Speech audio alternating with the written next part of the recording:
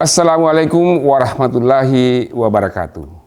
Jumpa lagi bersama teman-teman Matan TV dimanapun berada.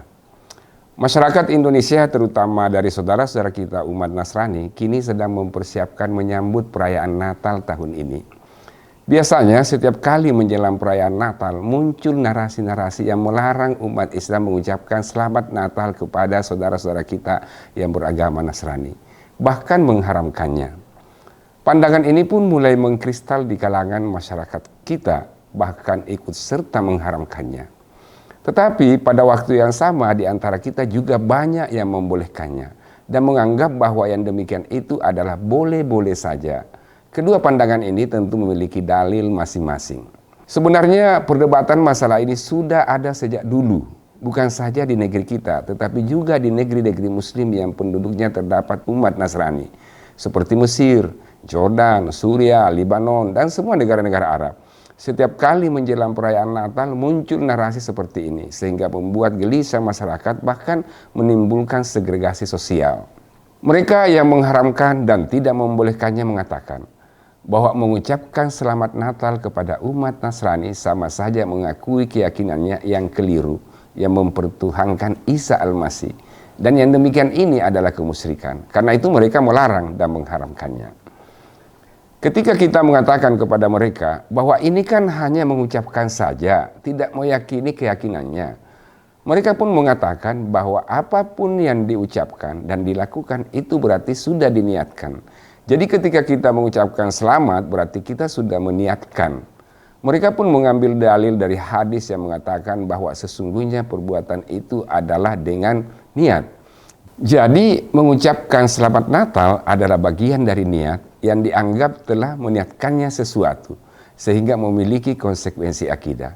Padahal dalam agama niat itu dibagi dua, ada niat ibadah, ada niat adat atau kebiasaan. Nah, niat kebiasaan atau niat al-ada mereka masukkan dalam niat ibadah.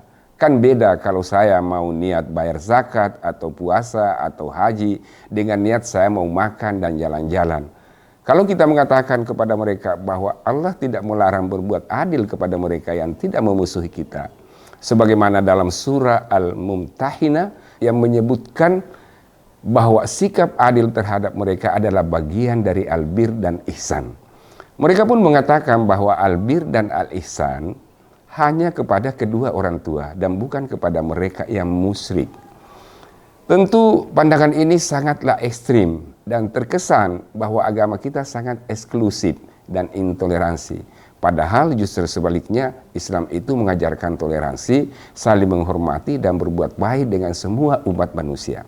Adapun mereka yang membolehkan mengatakan bahwa mengucapkan selamat Natal kepada saudara-saudara Nasrani adalah masuk dalam kategori boleh, karena bagian dari ihsan dan kebaikan terhadap sesama dan juga merupakan tata krama antara sesama umat manusia dan dakwah yang baik sebagaimana yang diperintahkan oleh Allah Subhanahu wa taala agar umat Islam berbuat baik dan bersikap adil serta lemah lembut antara sesama umat manusia.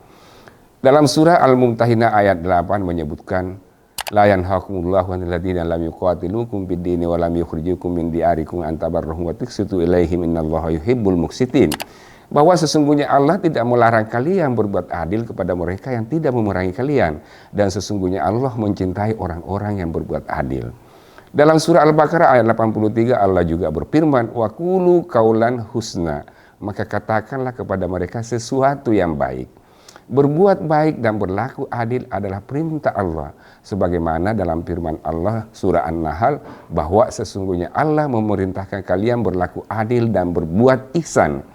Dari ayat-ayat ini bisa dipahami bahwa bersikap adil dan berbuat baik kepada mereka yang berbeda agama dengan kita adalah perintah Allah. Karena itu mengucapkan selamat kepada kaum Nasrani merupakan bagian dari perbuatan baik dan sikap adil. Selain itu, membolehkan mengucapkan selamat kepada kaum Nasrani sejalan dengan maqasidus syariah atau tujuan agama yang mengharuskan kita toleransi dan moderat.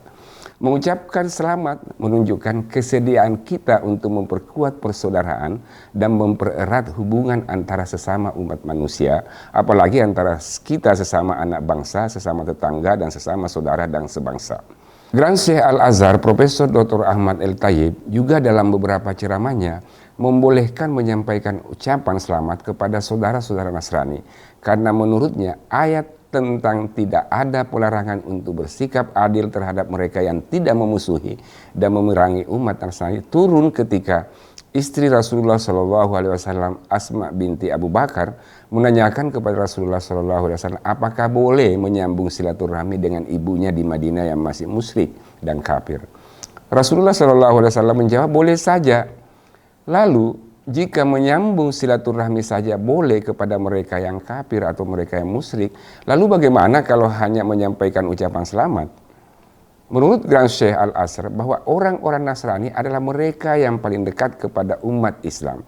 Sebagaimana dalam firman Allah dalam surah Al-Maidah ayat 82 yang mengatakan wala tajidanna aqrabahum mawaddatan lil ladzina amanu alladzina qalu inna nasara dzalika bi anna minhum qissisina wa ruhbana wa annahum la yastakbirun.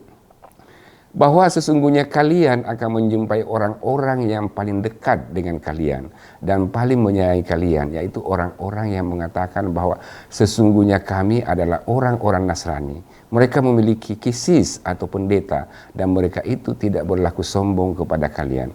Lalu bagaimana mungkin kita mengharapkan mengucapkan selamat kepada mereka? Padahal ayat-ayat tadi jelas sekali menerangkan bagaimana mereka terhadap kita. Bahkan lebih jauh dari itu, kita diperbolehkan menikahi perempuan-perempuan mereka, meskipun mereka tetap dalam agama dan keyakinan mereka. Jadi kalau menikah saja boleh dan membangun keluarga serta bersama-sama membina anak dibolehkan, masa menyampaikan selamat saja tidak boleh? Kita di Indonesia yang terdiri dari berbagai latar belakang agama, etnis dan suku, semestinya hal-hal yang dapat menggiring masyarakat kita ke jurang perpecahan dan saling membenci semestinya dihindari. Karena jika kerukunan hidup kita terganggu, maka kita juga lah yang akan rugi. Wallahu a'lam bishawab. Demikian, semoga bermanfaat bagi kita semua, terutama bagi masyarakat, agama dan bangsa serta negeri yang kita cintai ini. Wassalamualaikum warahmatullahi wabarakatuh.